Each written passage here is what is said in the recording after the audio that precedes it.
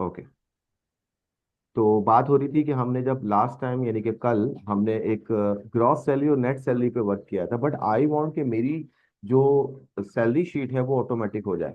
तो यहाँ पर मैंने कल एक छोटा सा फॉर्मूला ऐड किया था, HRA = basic multiply by 35%। Normally percentage का रूल ये होता है कि जब हम परसेंटेज निकालते हैं तो सबसे पहले तो हमें परसेंटेज का कॉन्सेप्ट क्लियर होना चाहिए। एक्चुअली मेरा कंप्यूटर सब्जेक्ट ऐसा है कि इसके अंदर सारे सब्जेक्ट लाया करते हैं। तो जो जो चीज़ हमारे सामने आएगी, कोई कोई चीज़ सब्जेक्ट आएगी, तो वो सारे कॉन्सेप्ट इंशाल्लाह मैं क्लियर करूंगा, क्योंकि मैं मल्टी सब्जेक्ट्स पढ़ाता हूँ। तो मैं कोशिश करूंगा कि रियलिटी से इसको बेस किया जाए, ताकि इंशाल्लाह जैसे मैंने पहले भी कहा था कि बेसिक जो होती है ना, ये लॉन्ग टर्म के लिए होती है, और आगे जाके माशाल्लाह से आपके तमाम कॉन्सेप्ट बड़े अच्छे से क्लियर होते हैं। तो अब बात करेंगे परसेंटेज की। जब हम बात कर रहे हैं परसेंटेज की, तो उसमें दो वर्ड हैं, पर और सेंट। पर का मतलब होता है हर एक, और सेंट का मतलब सेंचुरी से निकला है, क्योंकि हमसे पहले ग्रीक थे। ग्रीक वालों ने या ग्रीक के लोगों ने मुख्तलिफ चीज़ें, जो मेन मेन चीज़ें थी वो इन्वेंट की थी। तो उसमें परसेंटेज का भी कुछ सिस्टम था। हमारे बहुत सारे ऐसे वर्ड हैं इंग्लिश के जो नॉर्मल इंग्लिश के नहीं हैं, या ब्रिटिश के नहीं हैं, या मुस्लिम्स के नहीं हैं, वो ग्रीक के लोगों ने इन्वेंट किए हैं। जैसे कि AM, PM, अगर आप इनके एब्रिविएशंस पे जाएं तो एंटी मैराथन होता है, और पर मैराथन होता है। अब आप बोले यार मैराथन क्या चीज़ आ गई, तो मैराथन आपने रेस का नाम सुना होगा। ओलंपिक्स जो है बेसिकली आपने देखा होगा कि ये बहुत शुरू से चल रहा है मामला। ये किसी मुस्लिम का इवेंट नहीं है, ना ये किसी अंग्रेजों का, ये नॉर्मली उस वक्त के जमाने से चल रहा है, जब हरक्लीज का एक करेक्टर हुआ करता था जो बड़ा जानदार था, और वो बकायदा पिलर्स तक गिरा देता था। तो ये वहां से कुछ स्टार्ट हो रहा है मामला। तो ग्रीक की बहुत सारी चीजें आज भी यूज हो रही है, और जब भी आप इंटरनेट पे कोई चीज सर्च करते हो, तो वो आपको ग्रीक के, लैटिन के, इंग्लिश के अलग अलग वर्जन बताता है कि जनाब हम जब कोई डेफिनेशन पढ़ते हैं तो आपने देखा होगा फिर बोला था कि ग्रीक में इस चीज का मतलब जो है वो ये है, और हम इसका मायने ये निकाल लेते हैं। तो इस तरह से जो है हम वो काम कर रहे होते हैं। तो परसेंटेज बेसिकली कैसे काम करती है?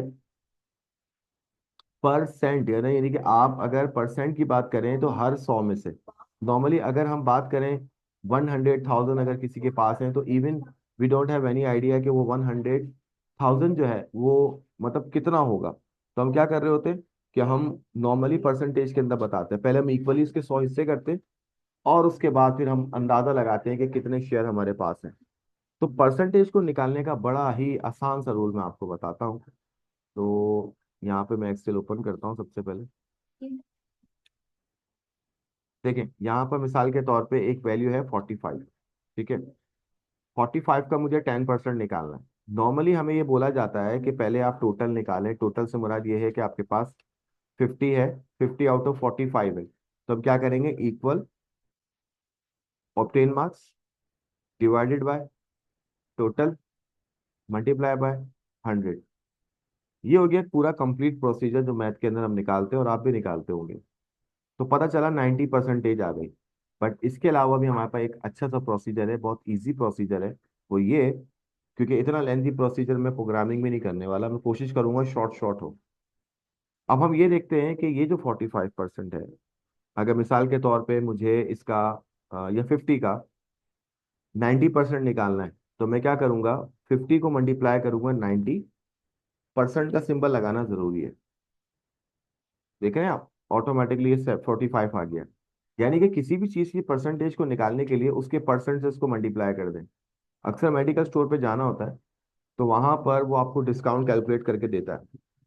क्योंकि आज हमारी जो क्लास है वो चल रही परसेंटेज पर है, तो इसलिए मैंने आज परसेंटेज पे ज्यादा फोकस करना है। तो क्या होता है कि मिसाल के तौर पे 1000 का आपका बिल जनरेट हो गया। अब मेडिकल वाला कहता है सर आपको 5% का डिस्काउंट है। ठीक है, तो वो पता है क्या करता है, वो ये करता है -5, और परसेंट का नंबर दबा देता है, यानी कि बटन दबा देता है। इस तरह से आपके पास जो परसेंटेज होती है वो 5, क्योंकि मेरे पास नॉर्मल कैलकुलेटर नहीं है यहाँ पे, तो इससे वो कट के जो है ना, उसका 5% ऑटोमेटिकली कट के बाहर आ जाता है। दोबारा देखते हैं कि क्या पता ये काम कर जाए। जो नॉर्मल कैलकुलेटर होते हैं ना उसके ऊपर बड़े अच्छे से काम करता है ये। तो होता ही है कि वो क्या करते हैं, वो आपकी अमाउंट लेते हैं, उसको माइनस करते हैं 5, और परसेंटेज का बटन दबा के इस तरह से वो आपके पास आंसर ले आता है। मगर क्या है कि यहाँ पर ये वर्क नहीं कर रहा है, क्योंकि मैंने प्रोग्रामर कैलकुलेटर लिया हुआ, स्टैंडर्ड पे जाता हूँ, शायद अब वर्क करे, मगर यहाँ परसेंट का सिंबल गिरा। Okay, let's start again. 1000 -5%।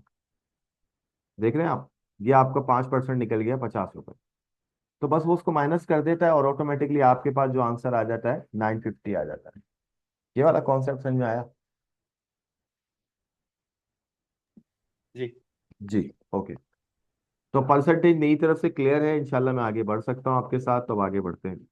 तो बिल्कुल ऐसे ही मैंने यहाँ पर शॉर्टकट अप्लाई अप्लाई किया, कि बजाय इसके कि मैं मल्टीप्लाई करूँ, डिवाइड करूँ, फिर जो है 100 से इसको मल्टीप्लाई किया जाए, तो मैंने सीधा सीधा एक काम किया कि हाउस रेंट अलाउंस जो है, अगर मैं उसको बेसिक की सैलरी से 35% को मल्टीप्लाई कर दूं, तो मे बी मुझे 35% मिलना चाहिए। ठीक है, यानी कि बेसिक का 35% मिल जाएगा, ना कि इसके कि मैं इसके दोनों को डिवाइड करूं, बाद में फिर मल्टीप्लाई करूं 100 से। ठीक है, तो मैं यहाँ पर एक लाइन ऐड करवा देता हूँ इधर ही। यहाँ पर ये कहता है कि मिसाल के तौर पे ये तो प्रिंट करवाना है मुझे, तो सी आउट। ठीक है, इसके बाद हम इसको भी न्यू लाइन में लेते हैं, और यहाँ पर हम लिख देते हैं योर हाउस रेंट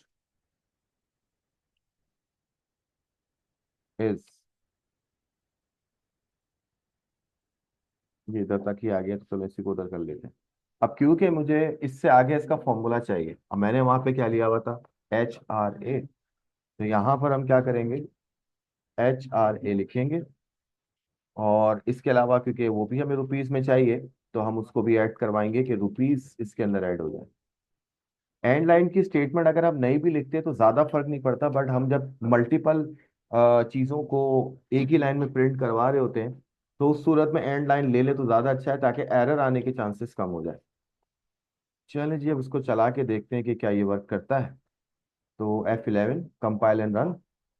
अब यहाँ पर आपके पास ऑप्शन आ गया कि HRA, अब ये इसको सपोर्ट नहीं कर रहा है। अब हम क्या करेंगे, तो अब हम ये करेंगे, इसको वैसे ही तरीके से करने की कोशिश करते हैं जैसे हम आपको बता रहे थे।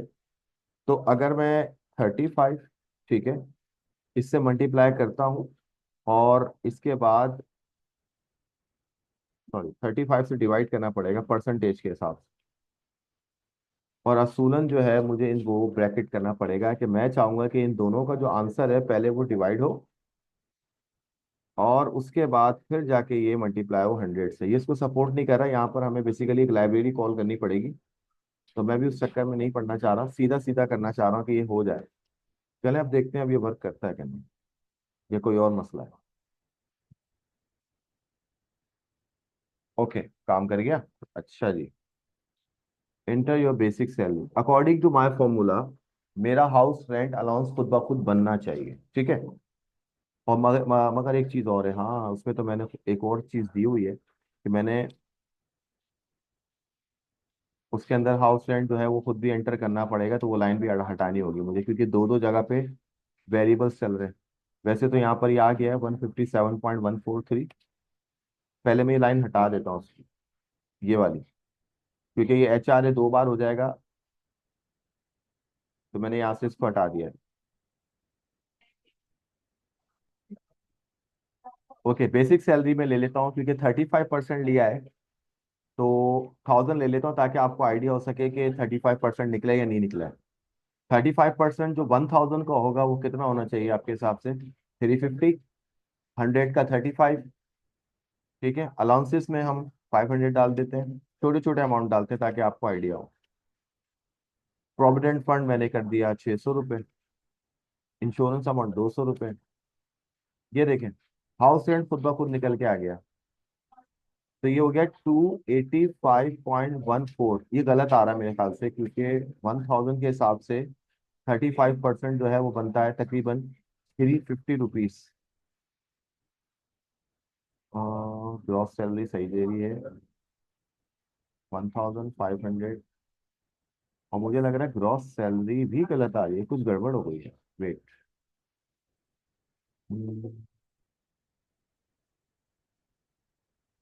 बिजनेस अलाउंस कहाँ गड़बड़ हुई है, provident fund, fees, gross minus HRA, ये रहा HRA, इसको यहाँ से है तो ये सही। बेसिक को डिवाइड करेंगे 35 से, फॉर्मूला उल्टा हो गया लग रहा है। क्योंकि हम परसेंटेज निकालने जा रहे हैं तो यहाँ पे उलट करेंगे। एक्चुअली अभी हमें जो करना है वो उलट करना है, क्योंकि मैं तो परसेंटेज निकालने जा रहा हूँ। होता यह है कि जो आपका टोटल अमाउंट होता है उसको 100 से डिवाइड करके ये पता लगाया जाता है कि उसका 1% कितना है। फिर जितने परसेंटेज चाहिए होती है फिर हम उसको मल्टीप्लाई करते हैं 35 से। यानी कि ये क्या करेगा, बेसिक के पहले 100 हिस्से बनाएगा, इससे आपको एक हिस्से का या 1% का पता चलेगा। फिर उसके बाद क्या करेगा, ये 35 से इसको मल्टीप्लाई करेगा, तो पता चलेगा कि 35% या 35 हिस्से या शेयर्स कितने होते हैं। क्योंकि इस वक्त हम फॉर्मूला उलट इसलिए लिख रहे हैं क्योंकि अभी वो उसको सपोर्ट नहीं कर रहा परसेंट को। और परसेंट को सपोर्ट क्यों नहीं कर रहा ये भी बता देता हूँ, क्योंकि आगे हमारे प्रोग्राम में ये परसेंट का जो सिंबल है ये बेसिकली एक जगह पर किसी फंक्शन को प्रोमिनेंट करता है, तो ये यहाँ पे शायद काम नहीं करेगा। तो अब हम इसको दोबारा चेक करते हैं।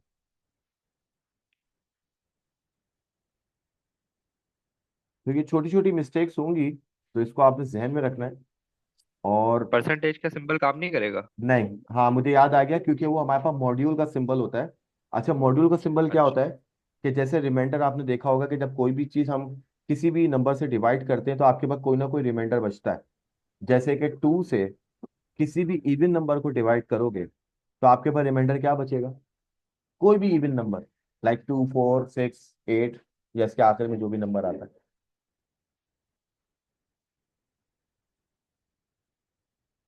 जी।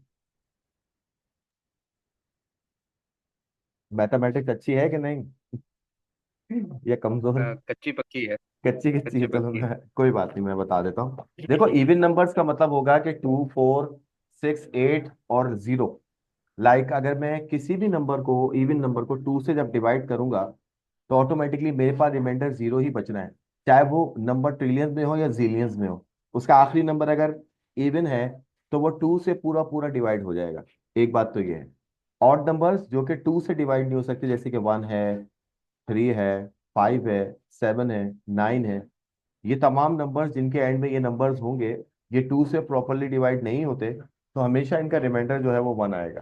ठीक है। तो यहाँ पर बेसिकली वो कॉन्सेप्ट ये है कि जब हम किसी भी चीज को, जैसे हम 6 को डिवाइड कर रहे हैं 3 से, तो 3 2 द 6 हो गया, पूरा का पूरा डिवाइड हो गया, कुछ नहीं बचा, 0 हो गया। इसी तरह से अगर 3 को मैं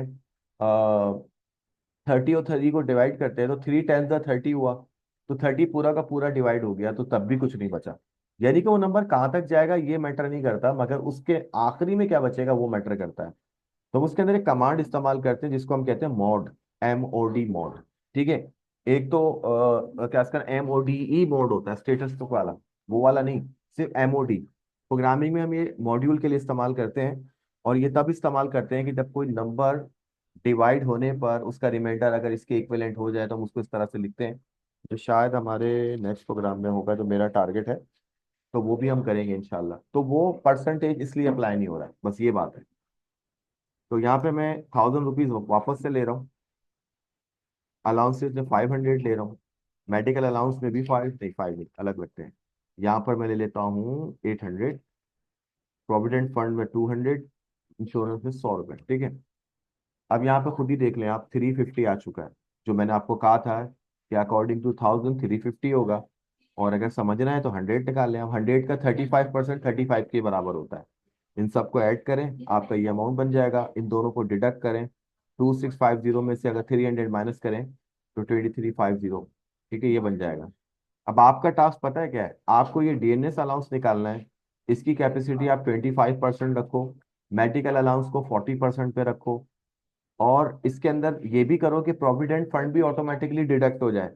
वो ऐसे कि आप उसकी बेसिक सैलरी से 2 या 3% निकाल लो, या 5% निकाल लो। प्रोविडेंट फंड नॉर्मली 10% होता है, तो 10% आप यहाँ निकाल सकते हो, और इंश्योरेंस अमाउंट को 5% पे कर दो। ठीक है, इसको नोट कर लेना, ये तो वीडियो रिकॉर्ड ही हो रही है।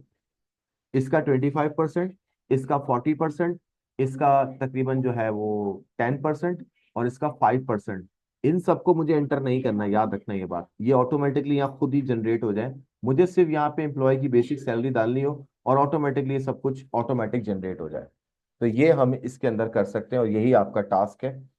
अब यहां तक कोई कंफ्यूजन है तो पूछो। ये वैसे ही करना है जैसे अभी पीछे किया था। ये जी जो निकाला बिल्कुल। है हाउस हाँ रेंट जो निकाला था। हाँ, ये बिल्कुल हाउस रेंट जैसे हमने निकाला था ऐसे ही। अगर आप बोलोगे तो मैं एक और ट्राई करके देता हूँ आपको। एक और करके दे दूं? दिखा दो। अगर चलो ठीक है। अब मैं, चलो बताओ क्या निकालूं? डेयरनेस अलाउंस निकालूं, मेडिकल निकालूं, प्रोविडेंट निकालूं, या इंश्योरेंस अमाउंट? एक काम करते हैं, इंश्योरेंस अमाउंट निकालता हूँ, क्योंकि ग्रॉस सैलरी वाले तो मैंने निकाल लिए, नेट सैलरी वाला भी निकालते हैं। बहुत ईजी है। सबसे पहले तो इंश्योरेंस को भैया मैं इंश्योरेंस से INS कर रहा हूँ, बहुत ज्यादा बड़ा हो गया है, इसको शॉर्ट कर रहा हूँ मैं, ठीक है, ताकि आसानी से लिख सकूं। इसका मतलब ये है कि अब मुझे यूजर से इसका इनपुट नहीं लेना। अब आपको समझ में आ ही गया होगा कि कुछ चीजें हम ऑटोमेटिक कर रहे हैं और कुछ चीजें हम यूजर से ले रहे हैं। जैसे कि मिसाल के तौर पे कोई भी एक इंटर्नशिप के लिए स्टूडेंट मेरे पास आ रहा है, ठीक है, या मेरे पास एडमिशन के लिए आ रहा है। तुम याद करो मैंने तुमसे क्या क्या इन्फॉर्मेशन ली थी। तुमने मुझे अपना नाम दिया, फादर नेम दे दिया, या इसकी जरूरत होती है तब जब मैं सर्टिफिकेट वगैरह प्रिंट करना होता है। फिर आपने मुझे अपनी लोकेशन बताई, मैंने आपसे पूछा, आपने मुझे अपनी एज बता दी, ठीक है, और आपको कौन सा कोर्स करना है ये बता दिया। तो यूजर से हमें किस तरह का डेटा लेना है ये डिपेंड करेगा आपकी प्रोग्रामिंग के ऊपर कि आपकी क्या क्या चीजों की रिक्वायरमेंट है। अब कुछ चीजें ऐसी होती हैं जो हमें ऑटोमेटिकली जनरेट करनी होती है। जैसे मैं, आपने कहा कि सर मुझे ऑनलाइन क्लास लेनी है, ठीक है, उसका एक फी स्ट्रक्चर मेरे पास जनरेट हो रहा है, ठीक है। इसके बाद आपने बोला सर मुझे जो है C++ सीखना है, क्योंकि सबके फी स्ट्रक्चर अलग अलग हैं। कुछ हमारे पैकेजेस होते हैं और कुछ हमारे इंस्टॉलमेंट्स पे होते हैं। तो आपने कहा सर मैं इंस्टॉलमेंट पे कर सकता हूँ, ठीक है भाई। तो उसमें क्या हुआ, फिर आपका ऑटोमेटिकली जो है वो इंस्टॉलमेंट पे चला गया। यानी कि ये चीजें, मतलब आप मुझे नहीं दे रहे, मतलब बेसिकली ऑटोमेटिक जनरेट होंगी आपके इन्फॉर्मेशन देने पर। यानी कि मैंने वहां पर ही की मैच करवा दिया कि भाई ये इस तरह की कंडीशन के ऊपर ये काम करना है। जैसे कि आपने मुझे सैलरी दे दी 10,000 रुपये, और मैंने उस सूरत में हाउस रेंट निकाल दिया आपका कि भाई इसकी सैलरी अगर 10,000 है तो 10,000 में से 35% जो है इसको हाउस रेंट दे देना। अब मैं करने जा रहा हूँ इंश्योरेंस के ऊपर वर्क। याद रहे कि मैंने ऊपर से इसका डेटा टाइप, यानी कि सॉरी डेटा टाइप कह रहा हूँ, वेरिएबल का नाम चेंज कर दिया है INS। तो जहां जहां मैंने इंश्योरेंस लिखा है पहले तो वहां वहां आपने INS करना है, वरना ये एरर दे देगा। ओके, इसके अलावा बस यहीं पे किया है। अब मैं निकालने जा रहा हूँ नेट सैलरी। 10 मिनट ही रह गए हमारे पास सिर्फ। अच्छा, NET, ठीक है। तो सॉरी, नेट सैलरी कह रहा हूँ, इंश्योरेंस।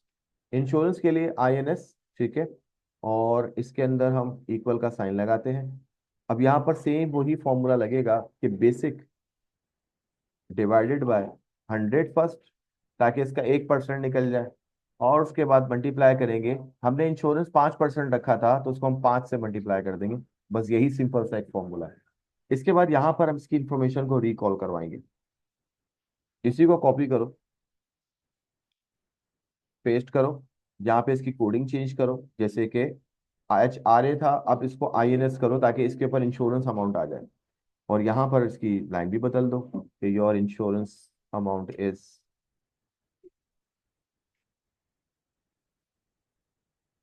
बस इस तरह से ये हो गया, और बस हो गया। इसके बाद इसको कंपाइल करें F11। कोई एरर नहीं है, ठीक है। अब बेसिक सैलरी ऑटोमेटिकली मेरी 10,000, 100 रुपये लगा देता हूँ ताकि आपको आइडिया हो।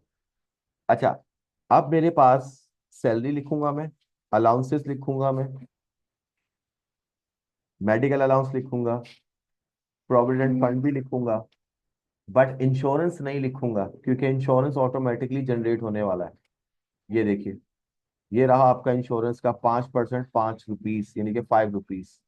ये आपका हाउस रेंट, यानी कि ऑटोमेटिकली 100 का 5% जो है वो 5%, ₹5 ही बनेगा। 100 का 35%, ₹35 बनेगा। ऐसे ही आपके ये भी खत्म हो जाएगा, ये भी खत्म हो जाएगा, ये भी खत्म हो जाएगा।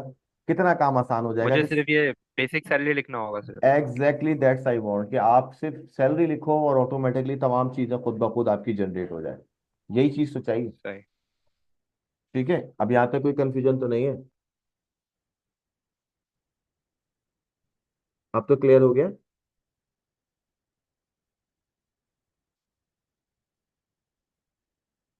जी राफे, क्लियर है?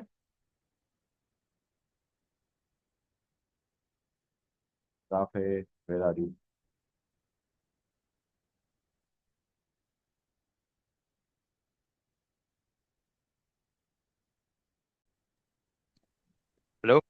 हाँ, करे यार, मैं समझा, पता नहीं कुछ प्रॉब्लम हो गया। अच्छा, तो आपको कोई कंफ्यूजन तो नहीं रहा, फिर अब क्लियर है बात से? सॉरी। नहीं सही सही है। अच्छा, मुझे एक दो चीजें पूछनी थी। जी। पहले तो ये कि जब मैंने ये ट्राई करने की कोशिश करी थी पहले, मैंने अपना एक ये Dev C plus plus install किया, ठीक है, कल ही जब क्लास खत्म हुई थी। हम्म, तो मैं एक दो चीजें मतलब ये कॉपी पेस्ट करके मैंने नीचे किया ना, तो वो ऐसा हो रहा है कि वो जो आवाज लैग कर रही, क्या क्या क्या क्या क्या क्या, दोबारा बताएं क्या कहा था?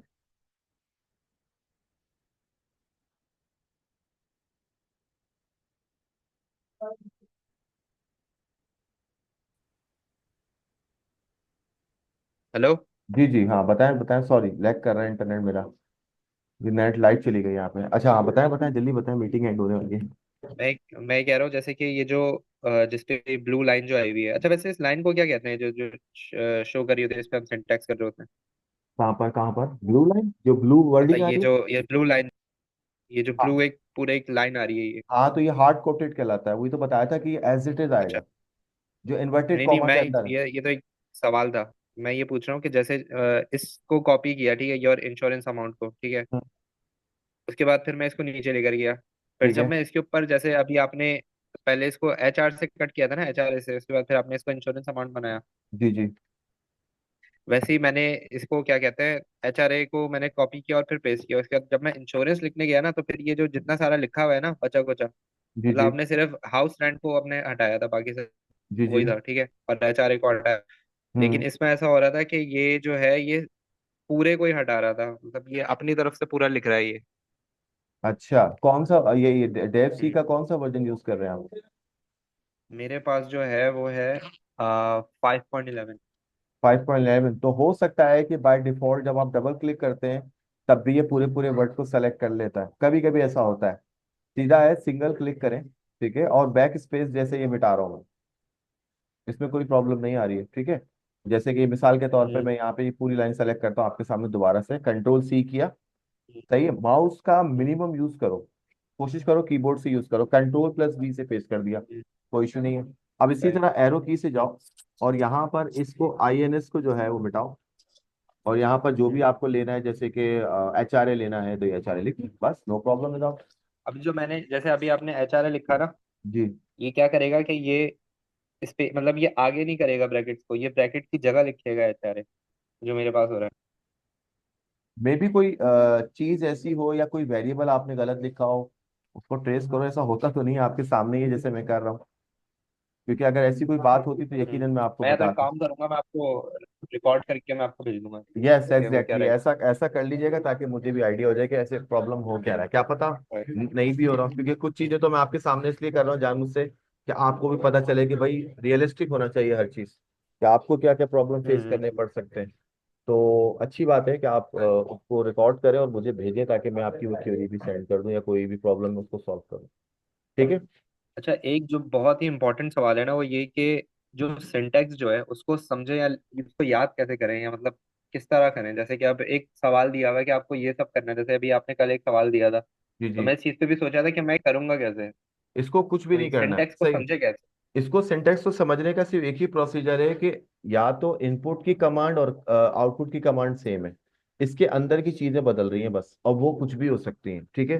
हार्ड कोडिंग मीन्स कि जो आपकी रिक्वायरमेंट है, और रिक्वायरमेंट तो बदलती रहेगी, सामने वाला ऑर्गेनाइजेशन वाला या जो भी शख्स जो आपको बॉस है या जो भी आपका टीचर है, वो आपको रिक्वायरमेंट देगा हम्म। कि भाई मुझे ये हेडिंग चाहिए, तो हेडिंग तो याद करने वाली चीज है नहीं, पहली बात। आपको जो मेन मेन चीजें याद हम्म। करनी है ना, वो ये है कि फ्लोट पे हम कब लेंगे, इंटीजर हम कब लेंगे, हम सी आउट कब लेंगे, सिन कब लेंगे, आप देखें पूरे प्रोग्राम में यही चल रहा है, और बाकी सब मैथमेटिकल फॉर्मूले हैं। जब आपसे बोला जाता है कि इंश्योरेंस निकालो, या आपसे बोला जाता है सिंपल इंटरेस्ट निकालो, या आपसे बोला जाता है परसेंटेज निकालो, जैसे मैंने परसेंट पहले आपको क्लियर किया, इसके बाद में आगे बढ़ा, सेम ऐसे ही होगा, इसमें कुछ भी याद करने वाली चीज नहीं है। जैसे मैंने शुरू नहीं, में आपको जैसे अब, हम्म जी आप बोल। हाँ, जैसे मैंने आपको पहले बताया था ना कि इसमें सिर्फ यही है, हम्म। प्रैक्टिस का काम है सारा। जैसे जैसे आगे हम्म। बढ़ते जाओगे कंडीशन में आपको देता जाऊंगा, क्योंकि जो मैं अभी आपको करा रहा हूँ ये second year first year level से ऊपर ऊपर की है, क्योंकि इससे नीचे भी बड़े अच्छा। आसान आसान प्रैक्टिकल है, मगर मैं उसको अभी अप्रोच नहीं कर रहा। तो ये कंडीशन सीखते रहेंगे ना, आपको आइडिया होगा कि कौन सी सिचुएशन कौन कहाँ पर यूज करेंगे आप, तो ये तो ये याद हो ऐसा होता है जाएगा। जब ये जी। यूनिवर्सिटी के अंदर जैसे मिस कहती है कि मतलब कराती कराती तो कुछ है नहीं खास, लेकिन वही हम्म। कहती है कि जैसे प्रैक्टिकल करने बैठ जाओ, मैंने ये सब दे दिया। अब हम लोग करने बैठते हैं, एक दो लड़के कर रहे होते हैं, ज्यादातर लड़कियों को आता नहीं है। तो हम्म। वो ऐसा होता है कि जैसे उनको पता है कि सारी चीजें और बनाना कैसे है, तो मुझे इस चीज पे कंफ्यूजन होती है कि इनको पता कैसे चलता है कि किस तरह बनाना वो इसलिए क्योंकि उनकी बेसिकली बेसिक स्ट्रांग होगी, वो पहले से सीख के आए हुए होंगे, तो उनसे अपने आप को कंपेयर है। मत करो। अभी मैंने कहा नहीं, ना कि कंपेयर नहीं कर रहा लेकिन। तो आहिस्ता आहिस्ता समझ में आ जाएगा इंशाल्लाह। अभी तो बस आपको जो समझाया जा रहा है आप उसको समझो, बाकी जो भी जो मिस बता रही है, जो भी सर बता रहे हैं उसको भी लो,